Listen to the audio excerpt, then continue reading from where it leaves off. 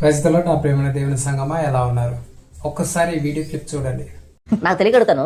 పోతిఫరు భార్య కాకుండా పోతిఫరు కూతురు 24 సంవత్సరాలు 25 సంవత్సరాలు 24 సంవత్సరాలు 25 సంవత్సరాలు లేకపోతే 18 సంవత్సరాలు 20 సంవత్సరాలు మంచి వయసులో ఉండి ఆమె పట్టుకో ఉంటే ఇలాగే పరిగెత్తుండేవాడా?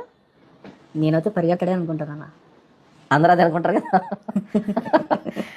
ఇప్పుడు పోతిఫరు భార్య పట్టుకుంది కాబట్టి చరిత్రలో చూస్తే పోతిఫరు భార్య ఎలాగుంటుంది అని చరిత్రలోకి తొంగి చూస్తే తను నల్లగా ఉంటుంది, అంత అందంగా లేదు తను అని చరిత్ర చెప్తుంది. ఎందుకంటే వాళ్ళు ఈజిప్టియన్స్ కదా.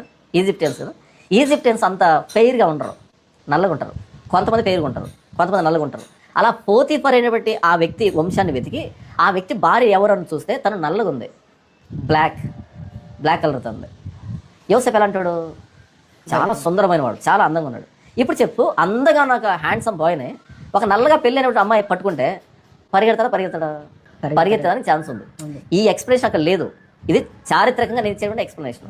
యోసేపుని పట్టుకోవాలంటే ఎవరు పట్టుకోవాలంటే యోసేపుకు మ్యాచ్ అయ్యేటువంటి బ్యూటీ ఎవరైతే ఉంటారో వాళ్ళు పట్టుకుంటే కనుక అప్పుడు పరిగెత్తాలి. నేను ఇవన్నీ యోసేపు మీద మోపట్లేదు, పాజిబిలిటీ చెప్తున్నాను. యోసేపు సుందరుడు కాబట్టి, ఏ లోపం లేదు కాబట్టి, వయసులో ఉన్నాడు కాబట్టి, అందగాడు కాబట్టి తను పట్టుకుంది. తను పెళ్లి కానటువంటి యోసేపుకి ఈక్వల్గా బ్యూటీ ఉంది అని కనుక వ్రాస్తే అప్పుడు పరిగెత్తడేమో ఆయన బహుశా. అందమైన యవ్వన స్త్రీ అయితే పోతిఫర్ కూతురు అయితే యోసేపు ఖచ్చితంగా పాపం చేసేవాడు అంటున్న పాస్టర్ జాన్ పాల్. దేవుడు మెచ్చిన భక్తుడైన యోసేపు జీవితాన్ని ఎంత ఘోరంగా అవమానిస్తున్నాడండి. ఒక్కసారి ఆలోచించండి. ఏం మాట్లాడుతూ ఉన్నాడు జాన్ పాల్? పోతిఫర్ భార్య కాకోకుండా పోతిఫర్ కూతురు ఒక 24 సంవత్సరాలు 25 సంవత్సరాలు లేకపోతే 18 సంవత్సరాలు ఉన్న అమ్మాయి పట్టుకొని ఉంటే యోసేపు ఇలాగే పరిగెత్తేవాడా అని అడుగుతున్నాడు. అంటే దేవునికి తెలియదా? యోసేపు హృదయం ఏంటో దేవునికి తెలియకోకుండానే అతన్ని ఆశీర్వదించాడా? అంటే ముసలి వాళ్ళైతే ఒక విధంగా తన యొక్క భక్తి ఉంటుంది, యవనస్తుల దగ్గర ఒక విధంగా భక్తి ఉండి వాళ్ళ హృదయాలను తెలియకోకుండానే దేవుడు వాళ్ళని ఆశీర్వదిస్తాడా? ఆలోచించండి. ఇంకా ఏమంటాడంటే నల్లగా ఉంటే పరిగెత్తాడు, నల్లగా లేకోకుండా తెల్లగా ఉంటే పరిగెత్తేవాడు కాదంట. ఎప్పో ఎంత బైబుల్ జ్ఞానం తెలిసిన వ్యక్తి అండి మీరు. ఎంత బైబుల్ జ్ఞానం తెలిసిన వ్యక్తి. నల్లగా ఉన్నాడా, తెల్లగా ఉందా, లేకపోతే యవనస్త్రాల ముసలి వ్యక్తి అన్నది కాదు అక్కడ యోసేపు చెప్పింది. యోసేపు హృదయాన్ని పరిశీలించిన దేవుడు తన యొక్క జీవితాన్ని ఆశీర్వదించాడు. యోసేపు ఏం మాట్లాడుతున్నా? యోసేపు నామే పట్టుకుని ఉంటే ఘోరమైన దుష్కారం చేసి దేవునికి విరోధముగా నేను ఎట్లు ఇంత ఘోరమైన పాపాన్ని కట్టుకుంటాను అని చెప్పి యోసేపు ఆ పోతిఫర్ భార్యతో మాట్లాడుతూ వచ్చాడు.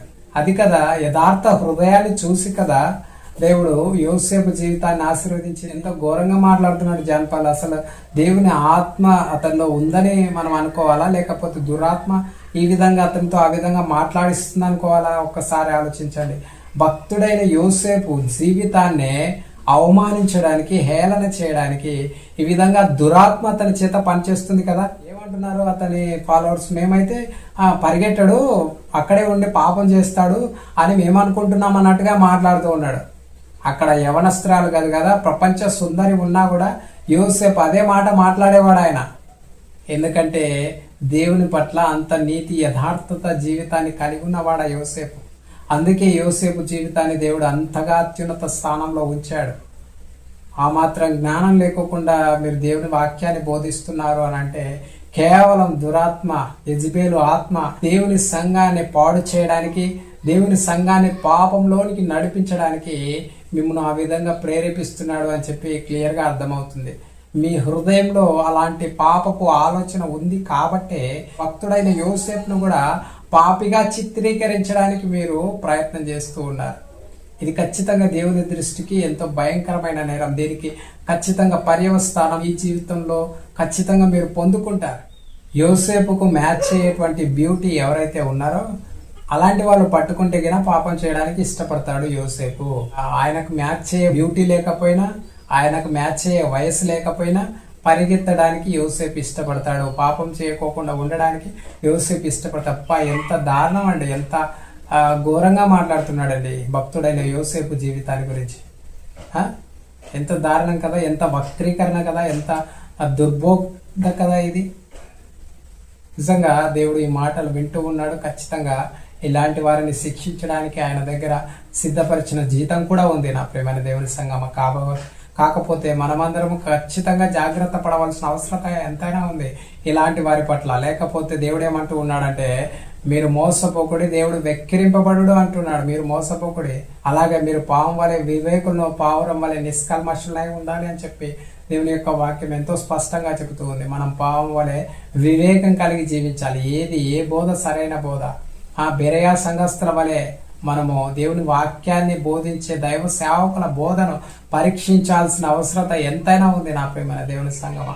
లేదంటే దుర్బోధకుల బోధను విని మనము కూడా వారి పోకిరి చేష్టాలను అనుసరించి నడిచి మన జీవితాన్ని మనము కూడా పాడు చేసుకునే వారితో పాటు వారు వెళ్ళే నిత్య నరకాగ్నికి మనం కూడా వెళ్ళే వారంగా ఉంటాం నా ప్రియమైన దేవుని సంగమ. కాబట్టి దయచేసి జాగ్రత్త కలిగి జీవించాలని చెప్పి ఇలాంటి వారి పట్ల మీ యొక్క జీవితాలను జాగ్రత్త కలిగి జీవించి మీ యొక్క జీవితాలను కాపాడుకొని ఇలాంటి వారి ఉచ్చులో చిక్కుకోకుండా మీ యొక్క జీవితాలను ప్రొటెక్ట్ చేసుకుని దేవుని నామ మహిమార్థమై జీవిస్తూ దేవుని రాజ్యం కొరకు సిద్ధపడే వారిగా మీరు ఉండాలని చెప్పి ప్రభు పేరిట ప్రేమపూర్వకంగా మనం చేస్తూ సెలవు తీసుకుంటున్నాను. Praise the lord.